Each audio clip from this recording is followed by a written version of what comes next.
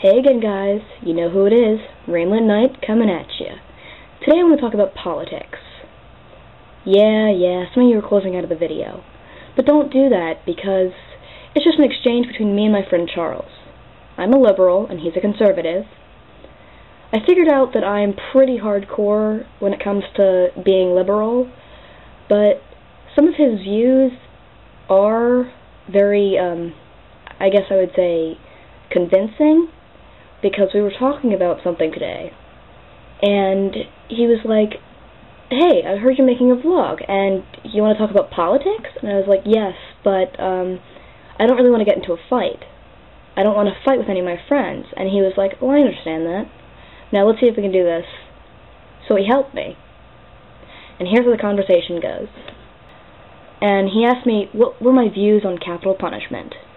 If you guys don't know what that is, you aren't either involved in politics or you just think it's different. Basically, it's the death penalty. And I said, I believe that killing people, to show that killing people is wrong, is wrong. And he was like, wait, I don't understand. And I was like, okay, well, let's see. Like, say a guy killed several women, right? Or raped them. And he's like, okay. And I was like, and he was put on death row. I believe that if the government kills him, that it is wrong because they're killing him because he killed several people. So it's like going against your own morals. Why would you kill someone to show that killing people is wrong? It's completely weird. Anyways, he asked me what we should do with the murderers and rapers of the world. And I go, life. And I was like, I believe that they should spend their life in jail. It's because although they don't get the death penalty, they're still being punished. Of course, in max security, because you don't want them getting out and, hurting you. He was like, I do not think that jail is a place to rehabilitate people. I think that it just makes criminals angrier. And I said, of course. I believe that they deserve it. I believe that murderers and rapers don't deserve rehab. They're dogs, basically. I mean, it's fine to rehabilitate someone if they've raped someone or murdered someone at least once. But if they've done it 5 to 10 times, I don't know what's wrong with you. I mean, you can't really rehabilitate the person, can you? He told me that prisoners cost money to feed. And I said, of course, but I'm willing to pay that tax. And he asked me about torture. And I said, well, no, I don't believe that torturing the people in jail is right. And he goes, no.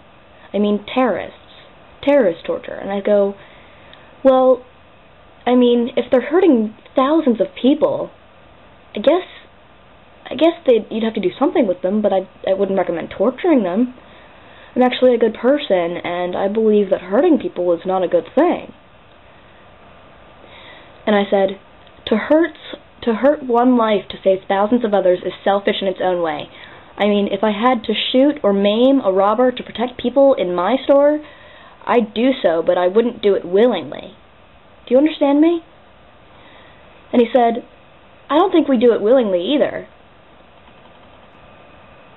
Later on, my friend came back, and he asked me, what will we do with all these rapists and murderers? I know what I would do. I would put them on a country. Their own country, with no rules. Because, I mean, what's the point of them staying in our country? They aren't allowed to act like dogs in our country, so why act like dogs in our country? They can act like dogs wherever they want. As long as it's not here. And I said, do you mean giving them a country? And he's like, sure. let them murder and rape each other all they want. And I was like, well, that's a little harsh. And I was like, well, what if people actually try to see their own ways, and they try to set up shop, and they get robbed and killed and all that? And he's like, well, yeah, I mean, they'll see their ways sometimes, but not all of them. And I said, well, what about a government? And he said, I mean, they don't really need their own government.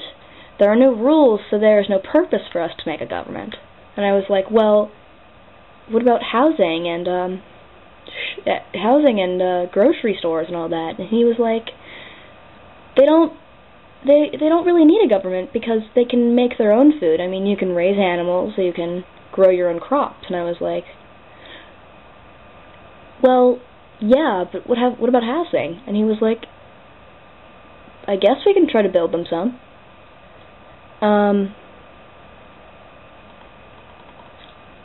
The government is made to monitor the people, but he said that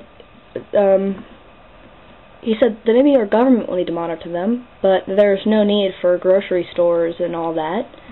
And he said, we'll give them a few animals and a few seeds, just to start them off. If they succeed, they succeed. If they fail, they fail. And I was like, well, maybe they can make a market, you know, sell their food, sell some seeds, so other farmers can do it.